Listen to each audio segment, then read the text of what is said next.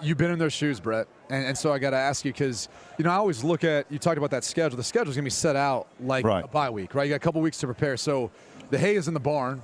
Correct.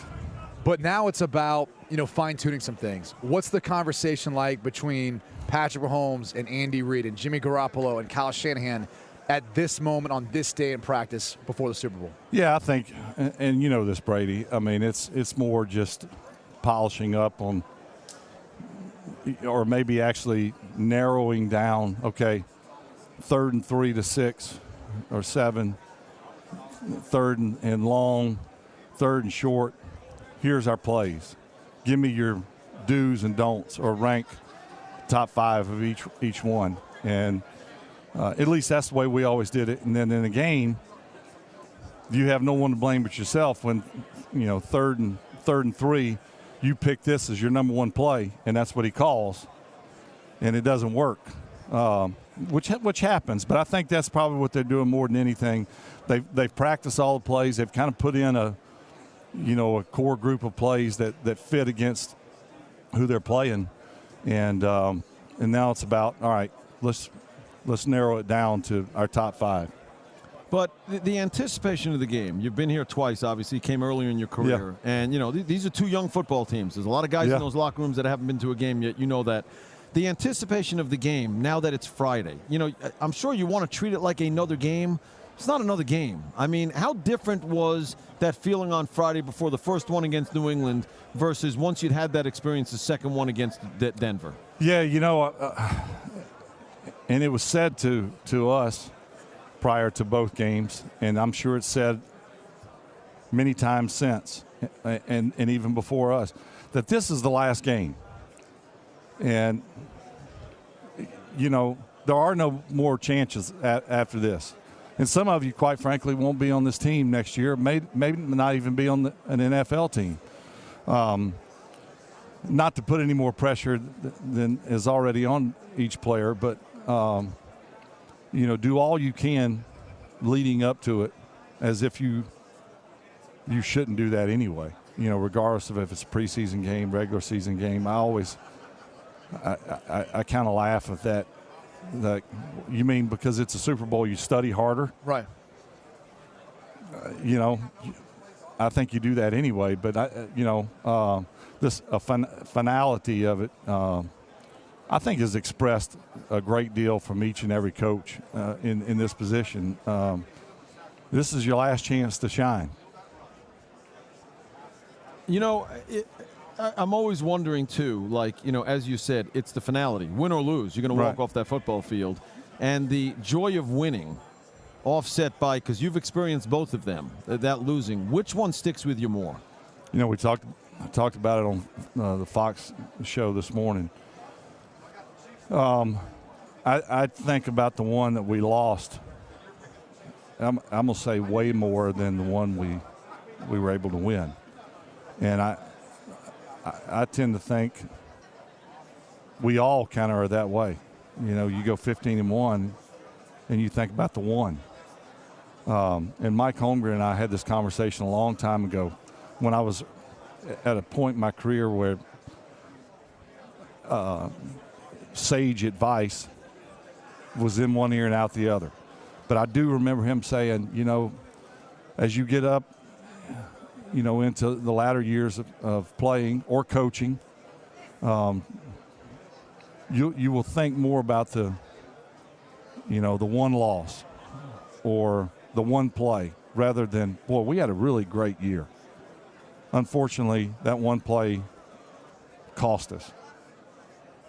But and I think that's kind of the blessing and the curse of being, a seasoned vet, if you will. 21, you could care less. Right. What do you mean we went 15-1? That was a blur.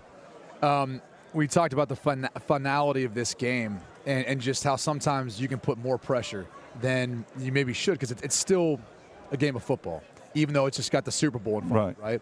How do you go about trying to find, peace, relaxation, not to allow nerves, if you could, to play a factor before any of it? Because I would imagine that no matter what, you got 2 weeks to prepare for what is being considered one of the most monumental games in your life? Yeah, I think to really in recent memory for me, because both Super Bowls were a long time ago, but when I played the Packers the first time, we played in the Metrodome. It was as close to a Super Bowl atmosphere to me that I could, maybe even more so, because this was, Super Bowls become bigger and greater each and every year. And 20 years ago, it wasn't near as what it is now. And 20 years from now, I mean, look out here. It's unbelievable. Everybody, there's no one else in the United States anywhere else but here. Right. They're all here. But I remember the Green Bay game. Obviously I wanted to play well, and this huge amount of pressure to perform at a level that I felt like was acceptable is probably what every player feels like in this game. And the only thing I think that helped me was when I say I thought I was really prepared. I studied. I did everything I possibly could do. And then I went, I got to do a little bit more. And I think that's common. But I know what helped me was, you could picture this, but in the room the night before or 2 nights before, I would kind of walk through the plays, our first 15 plays or specific plays in general. Maybe we don't run a lot. And I just visualized what I thought that play would look like versus their defense. And then maybe if they changed their defense, what would I do? How would I react? Right. And it's hard to discipline yourself to do that. And I think as I got older in my career, it became easier to try to get a 18-year-old, 21-year-old to visualize his plays the night before a game. He's going to, yeah, right. Yeah.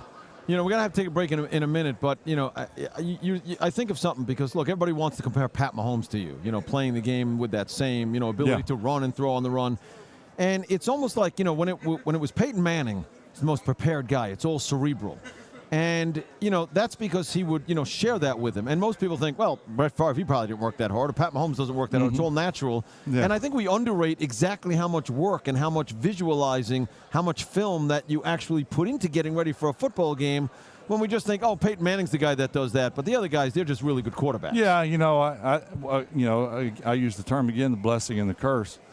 When you do make plays like Pat makes, you tend to think that has nothing cerebral about it.